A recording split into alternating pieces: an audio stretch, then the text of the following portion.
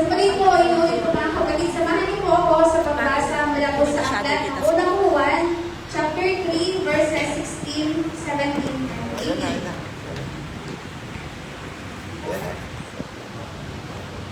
Amen. So kung nakita na po, sa verse 16, sabi po dito natin nalalaman ang pag-ibig. Inialay ni Kristo ang kanyang buhay para sa atin. Kaya dapat din natin ialay ang ating buhay para sa mga kapatid. 17. Kapag nakita ng isang may kaya sa buhay ang kanyang kapatid na nangangailangan at pinagkaitan niya ito ng tulong, masasabi ba siya'y umiibig sa Diyos? Sa ingit ko, mga anak, huwag tayong magmahal sa pamamagitan ng salita lamang, kundi patunayan natin ito sa pamamagitan ng gawa. Amen. Ang Diyos po ang magpala sa kanyang buhay at makamit ng salita. Samahan po ako sa ating panalangin. Amen. Father God, salamat Panginoon sa iyong banal na presensya. Sa walang po, Panginoon. Patuloy po kami lumalapit po, God. Pupulitin ka namin, aming sasambahin, Panginoon. Linisin mo po ang aming mga puso, ang aming mga isipan. Maging isang malinis mong sisiglan, Panginoon, sa umagal ito. Upang maranasan namin ang pagpapalandala ang mga salitang aming mga pakinggan. As my personal prayer, Lord, thank you for allowing me to serve you, O God. Thank you, Jesus. We honor you as our Lord, as our King and loving Savior. Holy Spirit, be present with us right now. Bless us with your wisdom and help me to deliver your words clearly. This is my prayer, our prayer in Jesus' name. Amen. So ngayon umaga po, ay maaari po yung makaupo. Yan, o ito pinabalik po ang lahat. Pagkita po sa ating mga nasa online na sumusubaybay po sa gawain ito ng Philippines. Sa mabagbalang umaga po sa ating lahat. So ang ating pong topic sa umaga po dito ay love in action. Ilan nga po, love in action. Love in action. Yan, ito po ang ating paksa sa umaga dito. So gaya nga po yung ating inawit po, yung ating huling inawit. Sabi doon, sa verse 1, sabi doon, ang pag-ibig mo'y wagas at di nagbabago. Pinatunayan mo ito sa cross ng Kalbaryo. Kaligtasan namin, sa atin po ay natabo. Tapos sabi po doon sa sa chorus po, sabi doon, siya yung hari at tagapagligtas.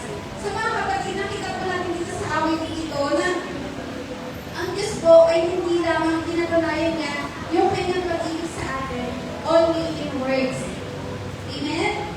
So dito po pinatunayan niya yung pag-ibig niya na mayroong gawa. Sa pamamagitan po ng kanyang bukong na anak na isinugo para po sa ating kaligtasan.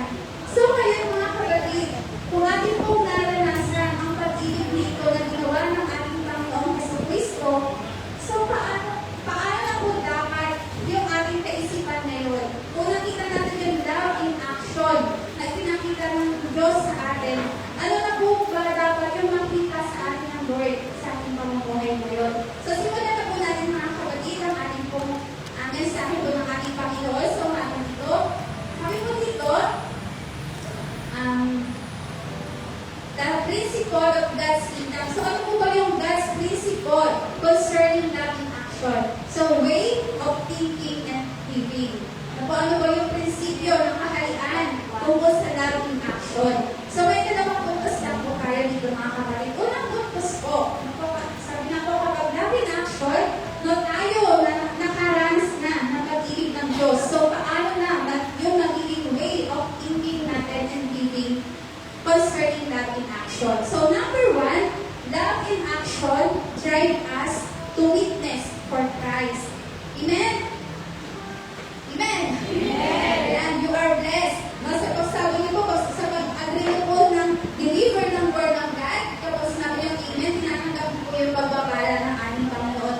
So sabi po sa ikalawang Korinto chapter 5, verse 14, sapagkat ang pag-ibig ni Kristo ay pumipilit sa amin, sapagkat ipinasisiya namin ang ganito, na kung ang isa ay namatay dahil sa lahat, kung kayo'y lahat ay nakamatay. So yung word po pumipilit. Ano po, sabi dito, pumipilit, may pwersang nagtutulak po sa atin upang magpatotoo o maging saksi ko para kay Kristo. Amen? So kasi naramdaman natin yung pag-ibig ng Diyos eh. So sabi dito, meron ng pwersa na po drive us to witness for Christ.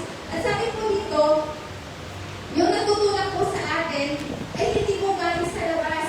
Ano po yung pwersa na natutulak sa atin to witness for Christ ay hindi po nanggagaling sa labas, kundi sa atin, sa loob. Amen? Kasi po, ang ibig sabihin po ng labas, ayan po yung mga leaders natin, pastors, na po, inuutusan tayo, sige, mag-witness ka, sige, mag-ahayag ka ng ibang kayo, magbunga ka. So, ganito po, kapag yung pwersa na natutulak sa atin ay galing sa labas. Pero, once na naranasan po natin yung love ng Diyos sa atin, paano natin siya maipapakita concerning love in action? Sabi po dito, may pwersa na nagtutulak sa atin para mag-witness kay Jesus at ito ay nanggagaling sa ating pagkataong loob. Hindi na po tayo kailangan pang utusan. Hindi na po tayo kailangan pang pilitin, kundi itong pwersa na to ang magtutulak sa atin to witness for Christ. Amen? So, ganito po, sabi nga, bakit sa loob? Sabi nga, kapag sa loob po nagmumula, po yung pwersa nito, hindi na po natin siya kailangan pang pilitin. No, may usana po tayo. So, bakit po? Sabi nga po, dahil na po tinanggap natin ng Panginoon as our Lord and Savior, tinanggap din po natin yung tatak ng Banal na Espiritu. Yung Banal na Espiritu po yung pwersa na natutulak sa atin to witness for Christ. Amen? Kaya hindi po natin magiging problema na, kasi ito po yung struggle na madami, how to witness for Christ. Ano po? Amen po ba? Paano ba ako magsisimula? Meron akong nakitang bago makilala. Paano ko pala siya sharan? Paano pala ako magsisimula sa kanya para mag-witness ako kay Christ? Ano po? So mga kapatid, sabi po, kapag tayo ay naramdaman natin yung pag-ibig ng Diyos sa atin, yung love in action na pakikita natin to witness for Him, sabi dito yung Banal na Espiritu ang gagawa nito sa atin. Hindi mo natin po problemahin kung ano ang ating sasabihin. Sabi po dito sa Matthew chapter 10 verses 18 hanggang 20, dadalhin kayo sa harap ng mga gobernador at mga hari dahil sa akin, bilang patotoo sa kanila at sa mga hindi. Ngunit kapag ibinigay ka nila, huwag kang mag-alala. Amen? Huwag na po tayo mag-alala kung paano o kung ano ang dapat natin sabihin, sapagkat ibibigay sa inyo sa oras ngayon kung ano ang ating sasabihin, sapagkat hindi kayo ang nagsasalita, kundi ang Espiritu ng inyong Ama ang nagsasalita sa inyo. So, na-experience ko na po ba yun na kapag yung desire ng puso mo ay ipakita sa Lord yung love in action at nag-witness ka for Christ, after mo po mag-share, parang tapos na, pauwi ka na, grabe, saan nanggaling yung mga sinabi ko? Parang hindi ako yung nagsasalita kanina, tuloy-tuloy siya. Ano po, ito po yung work ng Holy Spirit sa buhay natin. Siya po yung pwersa na magtutulak sa atin to witness for Christ. So, ito po yung pagkakita natin ng love in action sa ating Panginoon. Kailangan po, hindi na po tayo pigilan, hindi po tayo mag-iisipan kung ano ang ating sasabihin. So, mga kapatid, dapat itong pag-ibig na ito ni Kristo ang siyang dapat na nag-ipilit sa atin gaya sinabi ng Apostol Pablo. At ang pag-ibig ni Kristo ang siyang pumipilit sa amin. So, dapat gano'n, hindi po tao yung presang pumipilit sa atin para po tayo ay mag-witness kay Jesus. So, kailangan po yung pag-ibig ni Kristo, ito dapat yung nagtutulak sa atin kasi hindi po tayo ng Panginoon. Kaya kailangan na i-share po natin ito sa iba. So, mga kapatid, tingnan po natin itong cross na to. Nakikita niyo po ba yung cross? Nasabi nga po, kapag nakita po natin, itong cross na to, kapag nakikita ko siya, kasi pagkatanong ko po kayo, kapag nakikita niyo itong cross na to, ano po yung, ano yung nakikita niyo po sa kanya? Literal po ba siya na ordinaryong makakita? Display lang, design ng church? Napo ako po, personally, kapag nakikita ko po yung cross na yan, totoo po na nasasaktan po talaga yung puso kapag nakikita ko yung cross na yan. Kasi alam natin kung gaano kadakil ang pag-ibig yung ibinigay ng Diyos sa atin. Na si Jesus na kanyang pupong na anak, isinubo niya para umagay sa cross na ito para sa ating mga kasalanan. Amen? So sabi nga po mga kapatid, totoo po yung nabasa nabasa ko na ang tama na simbolo ng pag-ibig ay hindi heart, hindi puso, kundi yung cross. Dahil yung puso po ay tumitigil siya sa pagtibok. Pero yung Kristo na namatay sa atin doon sa krus, kailanman hindi tumigil ng pag-ibig po para sa ating lahat. So mga kapatid, tingnan po natin yung larawan. Ano po yung larawan? Kung paano yung dakilang pag-ibig ng Diyos ay ipinakita niya sa atin, hindi lamang sa salita, kundi sa may gawa. At samahan niyo po ako sa pagbasa mula po sa aklat ng Isaiah, chapter 53, verses 1 to 7. So sabi dito, sinong naniwala sa aming balita at kanino na hayag ang bisig ng Panginoon? Walang anyo, nakikita niyo po ba yung pictures? Walang anyo o kagandahan man. At pagka ating minamasdan, siya walang kagandahan na mananais tayo sa Kanya. Siya'y hinamak at itinakwil ng mga tao. Kanyang dinala ang ating karamdaman at karamdaman.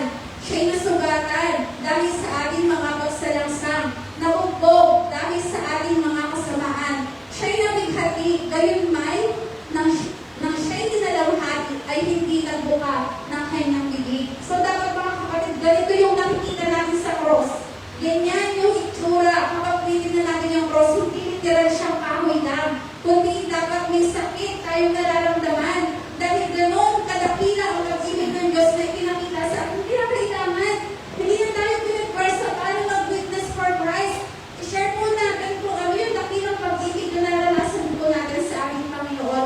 At sabi din po sa Matthew chapter 27, siya ay hinampas, tinubaran, tinuraan, nilabastangan, tinutungan ng tinig sa ulo at ipinako sa krus. Imesabat ito mga kapatid yung naranasan ng Panginoong Jesucristo para iparanas niya sa atin yung love, hindi lang love in words, kundi love in action. So tayo mga kapatid, saan na po ba umabot ang ating mga nagawa upang ipakita po natin sa Diyos na minamahal po natin siya, hindi lang sa salita, kundi may kasama pong paggawa. Alam niyo po yung usually narinig ko po sa mga leaders, sa mga pastors natin na tumatayo dito, lalo pag-anniversary, yung history ng church. Ito din po yung dinidesire ng puso ko kasi feeling ko sa generation natin ngayon, gusto ko siyang maranasan din yung sinasabi nila na pumunta sila, nag-evangelize, nag-witness for Christ sa malalayong lugar, na tinatawag na po silang mga salot, na po ang sarap balikan. Kapag tinignan ko nila yun, nasa isip ko, sana nandun din ako. Sana nagawa ko rin to para kay Kristo. Sabihan din ang salot to witness for Him. So, mga kapatid, ano na ba yung nagawa natin kay Kristo para ipatunayan natin sa Diyos yung love, not only in words, but love in action.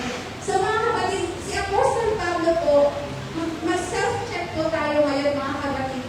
Si Apostle Pablo, isa po siya sa nakita ko, isang magandang halimbawa kung paano niya naramdaman. Bilang dati siya isang manunurigsa ng mga Kristiyano, pero nang ma-encounter niya ang Lord at naranasan niya yung dakilang pag-ibig ng Diyos sa kanya, tingnan mo natin yung transformation sa buhay po ni Apostle Pablo. Ganito niya na po, inibig na po, sabi niya nga sa dinas natin kanina, yung pag-ibig ni Kristo, yung pumipilit po sa kanya. So, sabi po sa 2 Corinto chapter 11, verses 24 po hanggang 29, ito po yung mga bagay na naranasan po ni Apostle Pablo while witnessing for Christ. So sabi ko sa 11:24, 5 beses akong tumanggap ng 40 beses na hagupit, kulang na isa. 3 ulit kong naranasan hagupitin at minsan pinagbabato.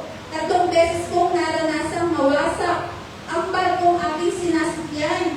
At minsan ay buong araw at gabi akong lulutang-lutang sa dagat. So nagawa na po ba natin to sa ating Panginoong Jesucristo kapag tayo po ay nag-witness para sa Kanya? Tingnan po natin yung naging buhay ni Apostle Pablo. Sa 26 po, sa maliit kong paglalakbay, nalagay ako sa iba't ibang panganib, sa mga ilog, sa mga tulisan, sa aking mga kababayan at sa mga hintil, mga panganib sa lungsod, sa ilang, sa dagat, sa mga huwad na kapatid. Naranasan ko rin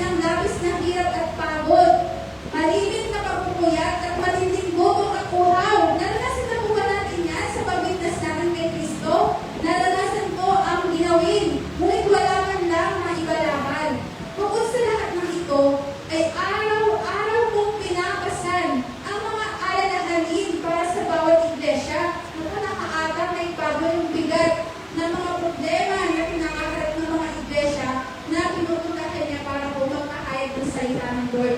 Sa 29, kapag may nanghihina rin ako, at kapag may namuhulog sa pagkakasala, labis ko ito itinatagagit. So ganito yung puso ni Apostol Pablo. Ano po kung paano siya nagpapatotoo sa ating Panginoong Jesucristo. At ang sabi pa mga kapatid sa Galatia, chapter 2, verse 20, ako'y napako. Sabihin naman mo, ako'y napako. Ako'y napako. Ako'y napako sa krus na kasama ni Kristo at hindi na ako ang namumuhay, kundi si Kristo na ang namumuhay sa akin. At ang buhay na ikinabubuhay ko ngayon sa laman ay ikinabubuhay ko sa pananampalataya. Ang pananampalatayang ito'y sa anak ng Diyos na sa akin ay Nagmahal. umibig at ibinigay ang kanyang sarili dahil sa akin. Amen. So, ganun katindi yung ginawa ni Pablo. Sabi niya, hindi ko inaring mahalaga ang aking buhay. So, sabi niya, naranasan niya ito dahil yung pag-ibig ni Kristo ay natikman niya, mga kapatid. So, sabi nga po dito, ang kaya ko lang karanasan dito ni Apostle Pablo, may this love of Christ drive us to love Him, not only in words, but also in action, through our witnessing for Christ. Dagdag ko lang, hindi ko pa siya naisala dito, pero kahapon po kasi nung nag-Bible study kami, napag-share po kasi namin yung about sa impyerno. Ano po, totoo ba? Naniniwala ka na may impyerno? So, parang sabi ko, okay to ah. Sabi ko, pwede siya nagdadusan na sa akin na ano yung nag-drive sa'yo to witness for Christ. Kasi alam mo kapatid na may impyerno. At ayaw mo na yung mga mahal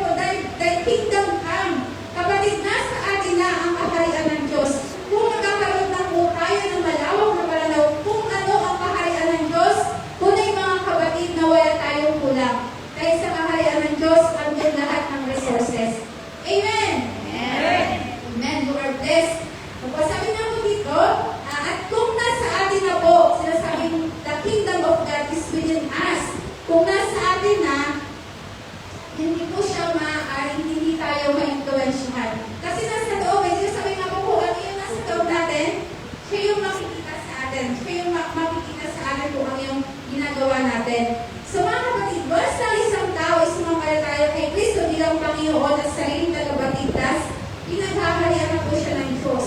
O kaya, unti-unti meron na pong pababago sa taong ito na tumanggap sa Panginoon. So mag-influensyahan siya ng prinsipyo ng kaharian ng langit. So sino po ang pinutukoy dito? Tayo. Tayo po ng mga sumampalataya. Tayo na nalatikman ang pag-ibig ng Diyos, mga kapatid. Dapat ito po yung nagtutulak sa atin upang tayo ay maka-influensya sa ating mga kapwa positively. So ngayon mga kapatid, tayo ngayon, dahil sinasabi nga po na ang kaharian ng Diyos ay nasa atin. So ngayon, tayo po yung magsisilbing isang libadura. So pag sinabi pong libadura, ito po yung ginagamit na pampaalsa. So sabi dito, tayo yung magiging pampaalsa ng kaharian. Kaharian ng Diyos sa mundo ito. No, sabi nga, kailangan maka-influensya tayo. So kapag ang isang yung ginamitan ng libadura, lumalaki po siya, umaalsa. So ganoon din, kailangan lumaki din yung kaharian ng Diyos sa mundong ito. Kailangan ma-influensyahan po natin sila. Amen? So sabi na ito yung pwersa na natutulak sa atin para maka-influensya tayo sa iba. Kapag totoo kung naranasan natin yung love ng Lord at ipapakita natin through love in action. So mga kapatid, love in action drive us to influence others positively. So, ito po may influensyahan natin sila, the way we talk. Kung ano yung sinasabi natin, makalangit. Sabi sa Ephesians 4:29, huwag lumabas ang masasamang salita sa inyong bibig, kundi ang mabuti sa kinakailangang itatitibay upang makapagbigay ng biyaya sa mga nakikinig. So, dati kung mga negative, yung mga lumalabas po na salita sa ating mga labi. So, ngayon po, nababago na tayo. Nai-influensyahan na tayo ng langit. So, nababago na yung way ng ating pananalita. At kung ano itong pananalita natin dito, sikapin natin na ito ay maging pagpapala para sa iba. So, narinig ko lang rin po nung Friday na nagpatotoo. So, kausap niya yung nanay niya. At after po nilang pag-usap, sabi po nung kanyang nanay, nabago yung kaisipan ng nanay niya doon sa mga salita na narinig sa kanya. So, ganito din tayo mga kapatid, sa mga salita lumalabas sa ating mga labi, makapagbago po ng kaisipan ng mga tao na tunay na hindi pa nalalaman kung ano ang pag-ibig ng Diyos na binigay sa ating lahat. So, meron dyan na to-share about her faith, kung paano siya pinagaling, kung paano naranasan yung mga himala sa pamamagitan ng pananampalataya. I-share natin to sa kanila mga kapatid para mabago yung kanilang kaisipan tungkol sa mundo ito na may pag-asa kay Kristo. So mga kapatid, kapag tayo ay tunay na dinidesire natin na tayo ay maka-influensya sa iba, yung mga pananampalataya natin nagiging mahinahon o napipigilan na po natin yung mga pagsasalita na hindi maganda. So pangalawa, saan bagay natin sila may influensyahan? The way we think. Kanina, the way we talk. So ngayon, sa ating pag-iisip. Sabi po sa Filipos, chapter 2, verses 5 hanggang 7, magkaroon kayo sa inyo ng pag-iisip na ito'y na kay Kristo Jesus din naman. So anong pag-iisip? Kung mababasa natin ang Filipos, chapter 2, verses 5 to 7. Yung kaisipan na palagi pong mapagpakumbaba. So nature na po kasi ng mga tao, ang pagiging mataas. Amen? Dahil namala po natin to sa ating mga ninuno, sa ating mga magulang. No, kaya sila po ay natukso at nahulog sa kasalanan dahil sa kanilang kaisipan na maging katulad din po sila ng ating Diyos. So, kahit sa mga bata po yan, paano natin masasabing tigas na ng tao, kahit sa bata na nasa bata pa lang, no po kapag sila nag-aaway, may mag-sorry ka naman. No, ayoko. Nangadalin po sila. So, kahit hindi natin sila turuan, nakikita natin yung pag-aasa sa kanila. Bakit ako mag-sorry? Hindi naman ako may kasalanan. So, ganun nature na ng tao. Kung kahit bata, hindi natin sila turuan, nakikita na sa atin. Kasi, ito ay naman natin sa ating mga magulang.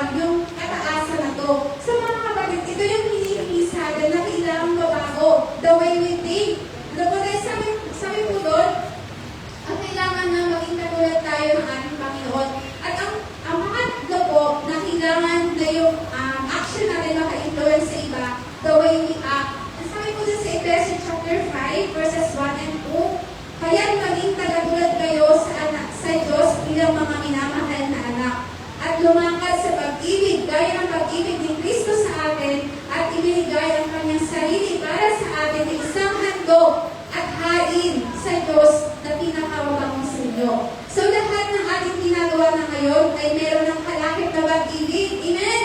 Dahil naranasan na po natin ito. Sabi po sa unang Juan 4:19, tayo'y nasisiibig sapagkat siya'y unang umibig sa atin. At pinatunayan po ito ng ating Panginoon buon sa krus. Hindi lang basta sa salita, but love in action. So, kaya nga po nung number 2, sabi ko sa atin, love in action drive us to influence others positively. So, ang tanong po, paano paraan natin na ipapakita yung pag-ibig na ito na may gawa upang ma-influensyahan po natin ang ating kapwa? So, sabi nga po, sabi natin kanina, magbago tayo ng ating kaisipan. Amen? Bakit po ba kailangan magbago tayo ng kaisipan? Ang sabi po sa Roma chapter 8, verse 7, sapagkat ang kaisipang laman ay pakikipaggalit laban sa Diyos. Kaya ito yung gusto ng Diyos na mabago sa atin yung ating kaisipan. Dahil ang kaisipan ng laman ay pakikipaggalit laban sa Diyos sapagkat hindi napapailalim sa kautusan ng Diyos ni hindi nga maaari. At ang sabi ko sa Roma chapter 12 verse 2, at huwag kayong umayon sa sanlibutan ito, kundi magbago kayo sa pamamagitan ng pagbabago ng inyong pag-iisip upang mapatunayan ninyo kung ano ang mabuti at kaaya-aya at sakdal sa kalooban ng Diyos. Amen? Repent, for the kingdom of heaven is at hand. Amen? Repent, for the kingdom of heaven is at hand. So mga kapatid, ang ibig sabihin po ng repent ay baguhin po natin yung takbo ng ating pag-iisip. Dahil lahat lang po talaga ito para po tayo ay maka-influence sa ating kapwa. So hanggang hindi po nababago ang ating kaisipan, tayo pong mga tagasunod ni Kristo ang nai-influensyahan ng mundong ito. At rin po ba kayo doon? Kaya lagi po sinasabi ng salita ng Panginoon ay magbago kayo ng inyong pag-iisip. Dahil ang kaisipan natin ay pakikigalit laban sa Diyos. Dahil ang gusto ng tao sumuway talaga sa Diyos. Amen, sabi nga ng Panginoon, hindi naman mabigat yung kanyang pumatok. Nagiging mabigat lang kasi ayaw natin sumunod. May sarili po tayong gusto. So, ang gusto ng Panginoon, magbago yung kaisipan natin dito para maka-influensya tayo sa ating kapwa. Dahil habang hindi tayo nababago, tayo yung nai-influensyahan ng sanlibutan dito. Ay hindi ito ang nais ng Panginoon. Ang nais niya, maging libadura tayo kung paano yung langit gawin natin dito sa lupa. At tayo yung gagawin ng Lord para ma-influensyahan natin ang ating kapwa. So mga kapatid, sabihin ko dito, ano po yung prinsipyo. Sabi nga po, magbago tayo ng ating kaisipan. So let the love of Christ drive us to love in action to change our mind. So ano nga po ba yung kailangan mabago sa ating kaisipan? Ano po yung prinsipyo ng mundong ito na kailangan ay mabago po sa atin? Ano para ma-influensyahan natin yung ating kapwa? Unang-una po ay yung labis na pag-ibig sa sarili. Amen. Sabihin nga po natin, labis na pag-ibig sa sarili. Labis na pag-ibig sa sarili. Yan. Sabi po sa ikalawang Timoteo, chapter 3, verses 1 and 2, datapwat kalastasin mo ito sa mga huling araw ay darating ang mga panahong mapanganib, sapagkat ang mga tao ay magiging mga maibigin sa kanilang sarili. So, nandun lang po yung basahin natin. So, mga kapatid, ang ating pag-ibig sa sarili ay naaayon naman po siya sa utos ng Panginoon. Sabi nga po sa Mateo 22:39, iibigin mo ang iyong kapwa na gaya ng iyong sarili. So, why we need to change, Sister Mona, kung okay naman pala yan, kung gusto naman pala ng Diyos, bakit bilang baguhin pa yung ating pag-iisip na mahalin natin yung ating sarili. So, sabi nga po doon yung labis. Alam naman natin na lahat ng sobra ay masama. So, sabi ko sa binasa natin sa ikalawang Timoteo chapter 3, verse 1, ang tao ay magiging mga maibigin sa kanilang sarili. So, nagiging mali po ito sa kingdom principle kapag bumagis na po yung pagmamahal natin sa ating sarili at tayo po ay nagiging makasarili na.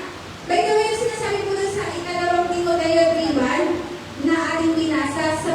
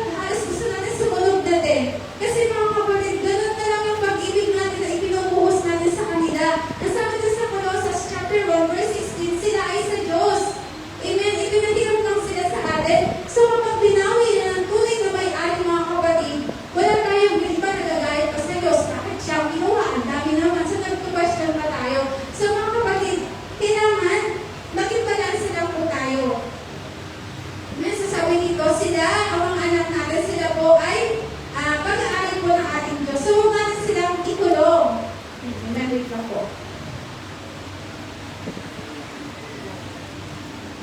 Yan, huwag po natin ikulong yung ating mga anak. Sila ay sa Diyos. No, yung sobrang protection, yung sobrang pagmamahal natin na kahit gusto natin ipagamit sa church, ay nag-aalala ako kasi ang maraming nanguha ng bata ngayon. Ano yung mga ganun? Pagamit natin sila sa Panginoon kasi alam natin na kapag sila ay ibinigay natin sa Lord, protektado po sila, hindi sila magagalaw ng kahit sino pa man. So maraming paraan, sabi nga pa gusto, may paraan. So maraming paraan para po sila ay magamit ng Panginoon yung kanilang mga buhay dahil sila ay sa Diyos, hindi po natin sila pag-aari. Amen? So mahalin po natin ang lahat ng tao. So say, I love you with the love of the Lord. I love you with the love of the Lord. Amen. Mahal ko din po kayo sa ating Panginoon. Ayan. So, nagalit po ba yung sinabihan nyo? O natuwa? So, spread love. Kasi hindi naman nakakagalit pag sinabihan na I love you with the love of the Lord. So, mga kapatid, hindi lang sa mga mabuti sa atin, no? Hindi lang po sa mga nagagawa tayo ng mabuti, yung iibigin po natin, kundi mahalin po natin ang lahat ng tao. Sabi nga po sa Mateo 5:46, kung tayo ay iibig sa nagsisiibig lamang sa atin, ano ang ganti na ating kakamtin? So love people, it will make an impact for them. Hindi lang ngayon, mga kapatid, pakitaan natin ang kabutihan ng taong yan, ipakita natin yung love in action na naranasan natin sa Panginoon, magkakaroon ng epekto ito sa kanilang buhay. Hindi man natin maranasan din ngayon, time will come, may influensyahan din po natin sila. Do you believe? Amen. You are blessed. So, sabi nga po dito, sino po sa atin? Ito po, sino sa atin ngayon ang nandito just because you felt the love of Christ through the efforts of that person? Meron po ba? Yan, ako na po yung magtatas ng kamay, no? So, kaya po ako na rito sa biyaya ng Panginoon dahil sa pag-ibig ng Diyos na may ginamit siyang lingkod ng Lord para extend yung love ng Diyos sa akin. So, mga kapatid, nakita niyo po yun, na-influensyahan niya ako. Dahil sa pag-witness niya ng pag-ibig ng Diyos, na-influensyahan niya ako at minahal ko na rin po ang Diyos. Kaya po ako inarito. Salamat po sa Panginoon. So, ganun mga kapatid, kailangan ipakita natin yung love not only in words but in action. Ano po yung taong yun? Talagang sobra yung kanyang effort na binigay sa akin. Talagang minsan na po pinagtataguan ko ba siya? Kasi hindi pa talaga ako ready for change. Ayun po talaga. Kaya pag lumayan siya sa bahay, tinatatawa ko sa piling mo, wala ako. So, alam niyo po yung dami siya sa trabaho, para bigyan ako ng panahon, para puntahan, para sabihin sa akin na mahal ka ng Panginoon. So, mga kapatid, nakita natin dito na ipinakita niya yung love na tinanggap niya sa Lord, not only in words, but in action. Ininfluensyahan niya yung kapwa. So, mga kapatid, ganun din dapat yung makita sa atin ng Panginoon.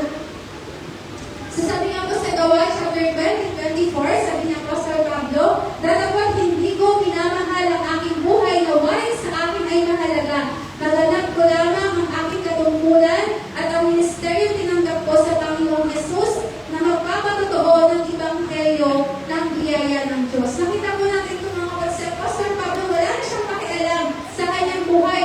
At nakita po natin kaya doon sa binasa natin sa Korinto, kung ano yung mga bagay na naranasan niya para lang po mag-witness sa ating Panginoon. So mga kapatid, kailangan ipakita na po natin yung ating love sa Panginoon, not only in words, but love in action. So pangalawa po mga kapatid na principle of this word na dapat po ay mabago sa atin. Yung una po ay labis na pag-ibig sa sarili. Ang pangalawa po ay pangangatwiran sa kanyang sarili. Yung self-justification. Ito po, yung laging may dahilan, laging may parasol. Amen? Ayan, sabi po sa Filipos chapter 2 verse 4, huwag tingnan ng bawat isa sa inyo ang sa kanyang sarili, kundi ang bawat isa naman ay sa iba't iba. So, ang tanong, bakit kailangan na mabago po ito sa atin? Yung laging pangangapira sa ating sarili para maipakita po natin yung love in action para po ma-influensyahan natin yung ating kapwa. So, mga kapatid, alam niya sa totoo lang, malakas po itong mga hawa. Yung labis na, ay yung pangangatwiran sa kanyang sarili. So, sa totoo lang po, napakalakas itong mga hawa. Lalong higit po sa mga leaders. Dahil sa kanila po nakatingin yung nasa baba. Ano po,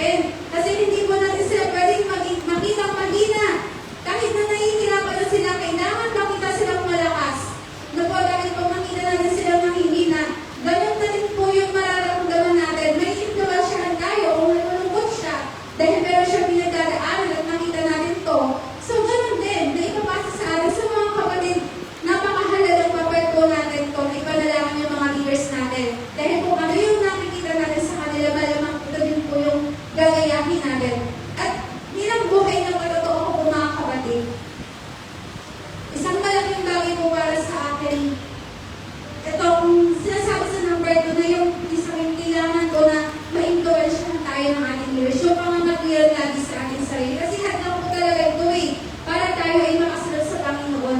Pero nang dahil sa mga leaders po ng church na to, yung isang bagay po talaga na natutunan ko na ipinamumuhay ko po ngayon, yung pagiging committed po sa ministry. Sabi nga po kita yung pagiging committed natin, yung dedikasyon natin sa tinawag po sa atin ng Panginoon.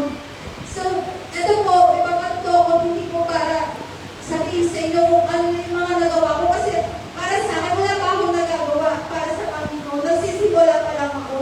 Pero kung paano ko babalikan, kung paano ko nagsimula dito sa church, nagaling po akong trabaho, diretso na po ako ng church para po umattend ng discipleship. Sa trabaho ko, grabe, para po akong kargador. Naging inspired naman po ako kakakit ng warehouse para po yung mga products po ng company namin. So, ano mo yung naging kapahingahan ko kapag nasa church na po ako? Kahit gabi na, talagang dumidiretso po ako ng church kahit maaga pa po yung pasok ko na umagahan. So, isang bagay ito na nakuha ko sa mga leaders po ng church kung paano ko sila naging committed po sa mga ministry nila. Even po nung nagbuntis po ako, sabi kapag buntis na, bawal mahamukan. Wala po akong makaalam doon. Dati po yung church, may service po ng umaga at ng gabi. Present po ako kahit gabi na. Kahit po manganganak na po ako noon ng overnight prayer meeting hanggang 12 midnight po, umatag pa rin po ako noon. So, ganun nakita ko sa kanila. Kaya ginagaya ko yung bagay. Hindi naman po basta magayahin kung alam po natin na para po sa ikabubuti natin. Nalala ko si Pastor po doon dati, may sakit ako. Sabi ko, Pastor, hindi po ako makaka-attend ng church. Sabi ko, punta ka dito, may gamot ako. Yung tipong tumatas na yung tubig sa amin, Pastor, baka pumaha. Hindi, magbota ka. Ano po yung bago sila ka-committed sa kanila, yung dedikasyon nila. So, ito mga kapatid, napakalaking influensya po para sa akin. So, yung worship leader, yung team ko, yung worship leader namin, mga kapatid, po, talagang yung ipinamumulat niya sa worship team na huwag mong bibitawan ng bola. No, totoo po na talagang may kanya-kanya tayong journey na lalakaran. Lalo yung mga kabataan, mayroon pa silang mga goals sa kanilang mga buhay. Pero lagi na sila sabi, huwag na huwag mong bibitawan yung bola. Okay na lang, go. Kung alis ka, pero sitawin mo na mayroong kapalit sa'yo, huwag mong bibitawan. Huwag mong bibitawan yung ministry mo ng ganun-ganun na lang. Kasi po, ramdam mo talaga yung epekto kapag basta na lang natin tiniwan yung ministry natin. So mga kapatid, isang bagay ito na nabigay po sa akin ng influence sa mga leaders natin kung paano yung pagiging church defender na kahit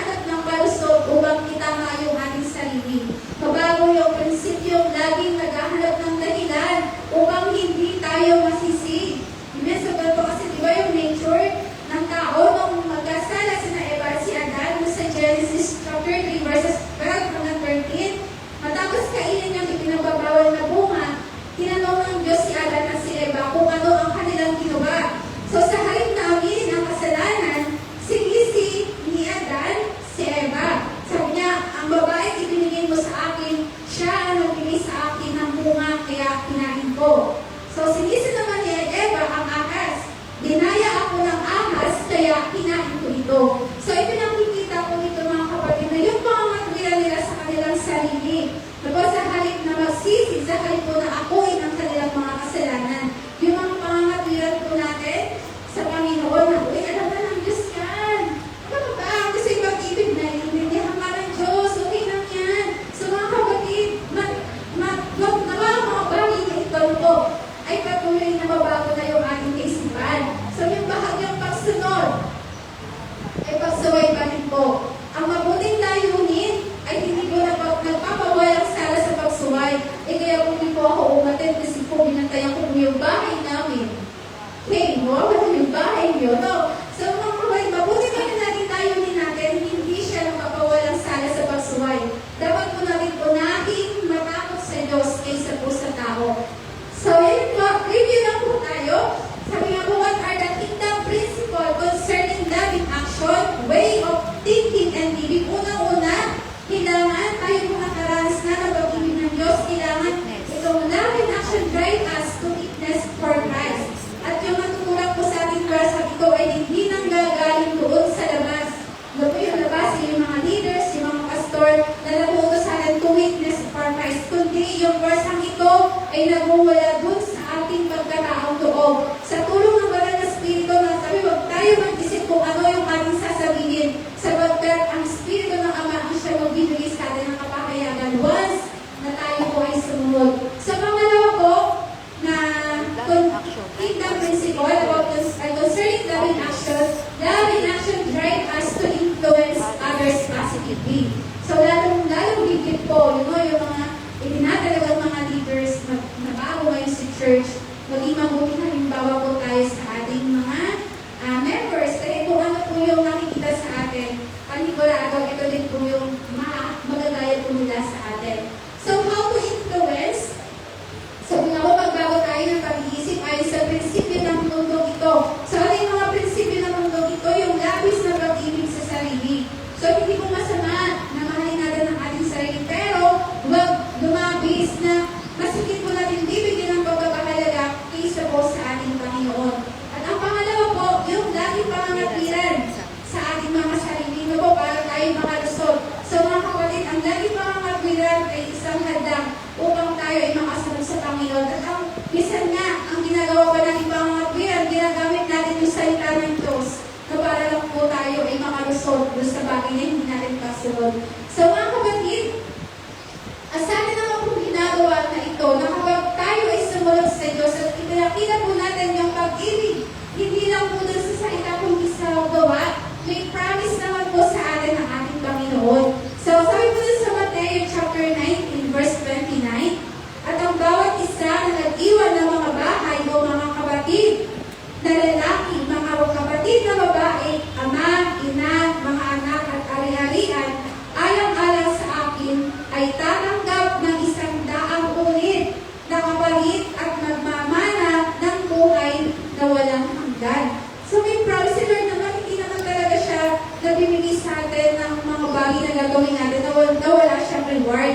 So kaya piliin na lang po natin laging sumunod dahil masarap yung may tinatanggap lagi. So huwag naman tayo umasa na kaya tayo ay nagdiling sa Lord dahil may reward tayo. Pero ito yung nature ng ating Lord.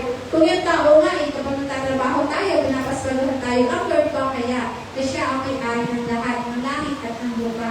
So mga kapatid, sa mga kong ito, dapat tayo na nakaranas po ng pag-ibig ng Diyos. Nalalaman natin, gaya nung kanina na pinakita natin yung mga pictures na po kung paano ang ating Panginoon ay ipinakita niya yung pag-ibig sa atin sa pamamagitan sa pinagod sa kanta, pinatunayan niya ito doon sa krus ng Kalbaryo. So, hindi lang basta sinabi ng Lord na mahal ko kayo, hindi lang sa salita lamang, kundi ipinakita niya ito sa ating mga gawa. So, mga kapatid, madaming pagkakataon po na sumasabay po talaga tayo sa pagsunod natin sa ating Panginoon. At ang mga ganyan na Lord ko, yung labis na pag-ibig natin sa ating sarili, yung mga pansariling ating pangangambiran, mga kapatid.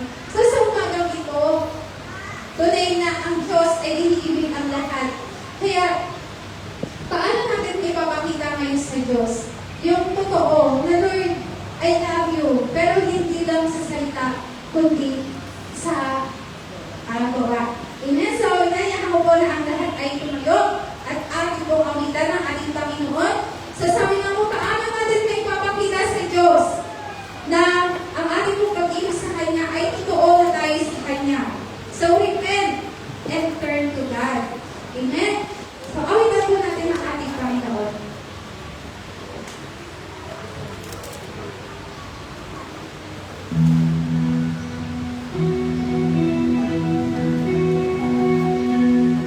Okay lang sabi sa bahayag, so paano natin may mapapita sa Diyos na ngayon ay totoo na tayo nagmamahal sa Kanya, hindi lang sa salita, kundi sa gawa. Ang sabi po sa bahayag, chapter 2, verse 2 hanggang 5, alalaman ko ang iyong mga gawa at ang iyong pagpapagal at pagtitiis.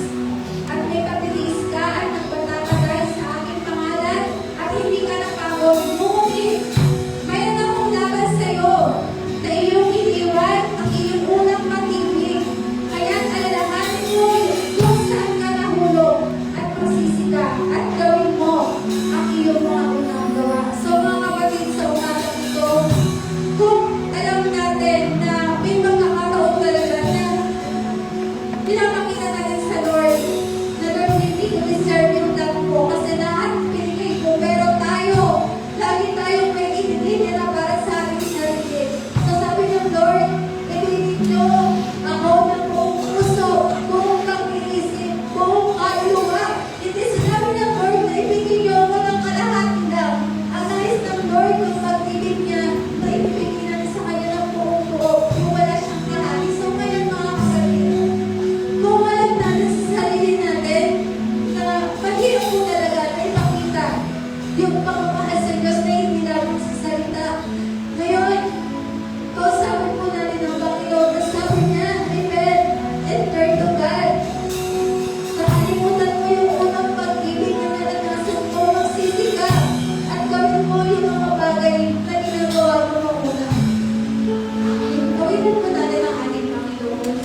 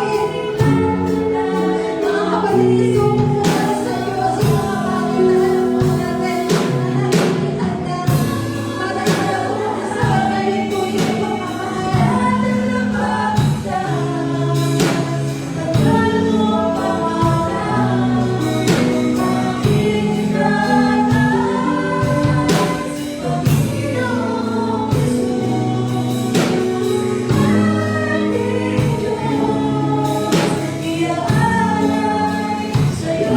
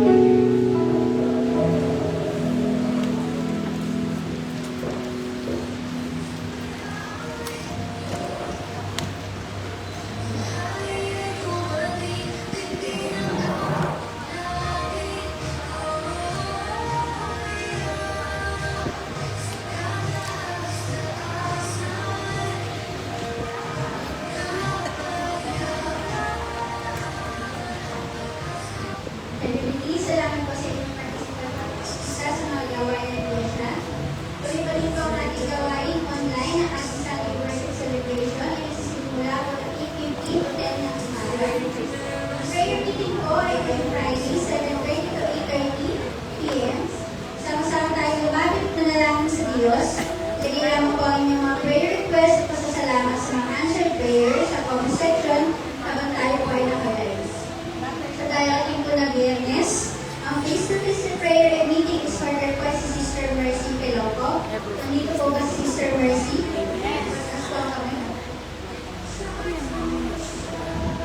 Ayan, kaya po ang face-to-face prayer meeting is ordered. At sa online po si Sister Edna Amular at ang partner niya po ay si Sister Gertie Lazareto. Nandito po ba? Nandito po ba si Sister Edna Amular? Okay. Kayo po ang face-to-face ex-order po. At sa online po ay ang ex-order po si Sister Maya Cabrera at ang partner niya po ay si Sister Maria Tahales.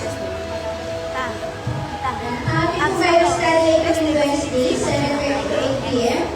Tayo po ay huminig at magkakasalita ng Diyos upang tayo ay masigit pang ibago sa ating pananampalataya.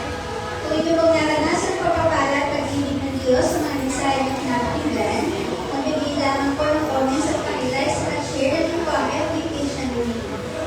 Meron din po tayong Santa Cena tuwing unang linggo ng buwan. Binabati din po ng iglesia na nakapigay kaagawan ng buwan. Ayan, kaya lahat po kayo ay pinagpala na ang Panginoon.